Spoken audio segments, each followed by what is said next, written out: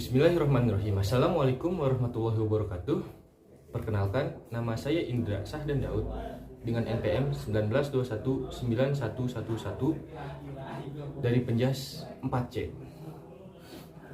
Di sini saya akan memaparkan beberapa poin untuk menyelesaikan tugas mata kuliah didaktik metodik aktivitas akuatik.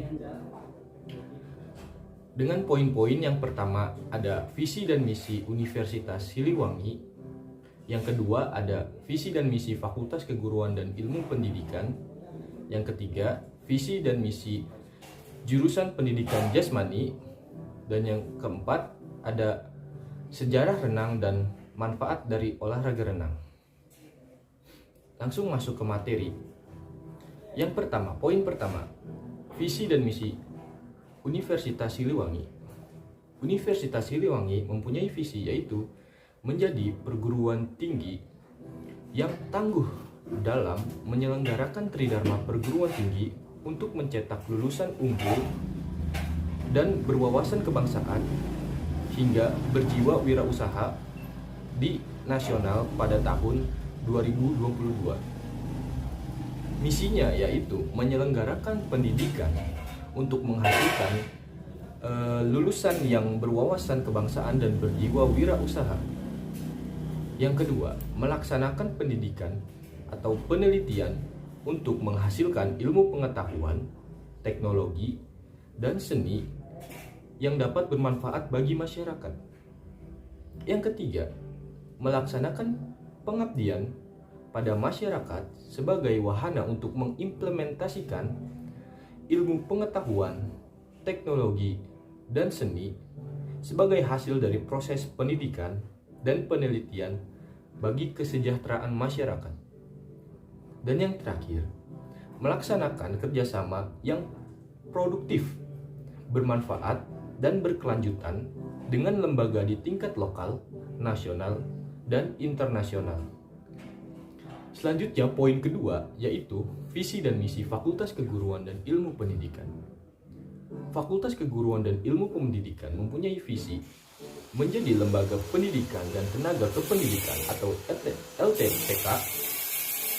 LPTK yang unggul dalam penyelenggaraan tridharma perguruan tinggi untuk menghasilkan lulusan yang unggul dalam bidang pendidikan dan kewawasan kebangsaan dan berjiwa wirausaha di tingkat nasional pada tahun 2022. Fakultas Keguruan dan Ilmu Pendidikan mempunyai misi. Yang pertama, menyelenggarakan pendidikan dan pengajaran yang bermutu untuk menghasilkan lulusan yang unggul, berwawasan kebangsaan, dan berjiwa wirausaha. Yang kedua, meningkatkan kualitas dan kuantitas penelitian di bidang pendidikan dan kegunaan yang bermanfaat bagi pengembangan masyarakat. Yang ketiga, menyelenggarakan pengabdian kepada masyarakat yang berdaya guna pada bidang ilmu pengetahuan dan teknologi, khususnya dalam bidang pendidikan. Yang keempat, melaksanakan kerjasama di bidang tridharma perguruan tinggi dengan berbagai pihak di tingkat lokal, nasional, dan internasional untuk meningkatkan mutu kinerja fakultas yang lebih produktif, bermanfaat, dan berkelanjutan. Dan yang terakhir, meningkatkan tata kelola fakultas yang bertanggung jawab secara efektif, efisien, dan akuntabel. Selanjutnya poin ketiga yaitu visi dan misi Jurusan Pendidikan Jasmani. Jurusan Pendidikan Jasmani mempunyai visi menjadi jurusan yang tangguh dalam menghasilkan lulusan yang berkompeten di bidang pendidikan jasmani, berkarakter, berwawasan kebangsaan, dan berjiwa wirausaha di Jawa Barat atau pada tingkat Jawa Barat di tahun 2022. Pendidikan jasmani sendiri mempunyai misi. Yang pertama, menyelenggarakan pendidikan untuk menghasilkan lulusan yang berwawasan kebangsaan dan berjiwa usahaan, berkarakter di tingkat Jawa Barat pada tahun 2022. Yang kedua, pengembangan kualitas dan kuantitas pendidikan yang bermanfaat bagi kebutuhan pendidikan dan masyarakat. Yang ketiga, melaksanakan dan mengembangkan pengabdian masyarakat yang diberikan manfaat dan nilai guna tinggi. Setelah saya mengetahui dari pemaparan saya, visi misi dari Universitas Siliwangi, Fakultas Keguruan dan Ilmu Pendidikan, serta jurusan Pendidikan Jasmani, itu mempunyai satu tujuan yang sama, yaitu ingin menjadikan perguruan tinggi atau perguruan tinggi Universitas Siliwangi yang menjunjung tinggi Tridharma Perguruan untuk mencetak lulusan yang unggul, berwawasan kebangsaan, dan berjiwa wirausaha pada tahun 2022 untuk tingkat nasional maupun tingkat daerah. Selanjutnya, poin keempat, yaitu ada sejarah olahraga renang.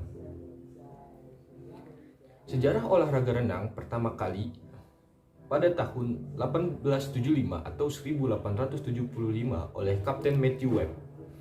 Kapten Matthew Webb merupakan orang pertama yang tercatat berenang di Selat Inggris untuk olahraga tanpa menggunakan alat bantu. Tahun 1875 atau 1875, Kapten Matthew Webb berenang dari Dover ke Calais dalam waktu kurang dari 22 jam. Hal itu membuatnya terkenal. Karena hal itulah membuatnya terkenal. Perlombaan renang dimulai di Eropa tahun 1800-an. Pada saat itu, sebagian besar cara berenang atau gaya berenang menggunakan gaya dada. Tahun 1873, John Arthur Trugen memperkenalkan gaya Trugen di lomba renang setelah menirukan renang gaya suku Indian atau menirukan renang gaya bebas suku Indian. Renang merupakan salah satu olahraga yang dilombakan pada saat Olimpiade di Athena pada tahun 1896 dan dilombakan juga untuk putri pada tahun 1912 di Olimpiade Stockholm.